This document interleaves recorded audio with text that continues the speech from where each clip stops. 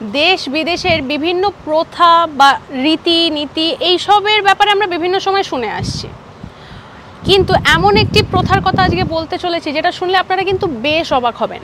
এই প্রথাটা কি না, কোনো গর্ভবতী মহিলাকে তার ঠিক ডেলিভারির আগে তার স্বামী কোলে তুলে জ্বলন্ত কয়লার ওপর দিয়ে পার করান। শুনে নিশ্চয়ই অবাক হচ্ছেন যে এ আবার কী ধরনের প্রথা যেখানে জ্বলন্ত কয়লার ওপর হাঁটছে একজন।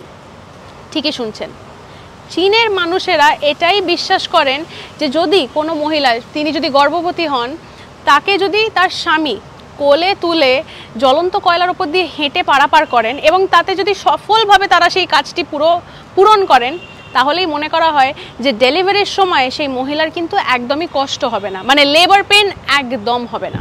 এটাই কিন্তু তাদের বিশ্বাস, আর এটা কিন্তু চলেও আসছে, মানে বলাই যেতে পারে এই প্রথাটা প্রায় 1000 বছরেরও পুরনো একটি প্রথা, যেটা কিন্তু এখনও চলছে। ইন্টারেস্টিং, তাই না? এইরকম নানা ফ্যাক্টসের জন্য চোখ রাখুন আজ তক বাংলার ইউটিউব চ্যানেলে। লাইক, শেয়ার, সাবস্ক্রাইব করতে ভুলবেন না এবং সঙ্গে রাখুন আজ তক বাংলাকে।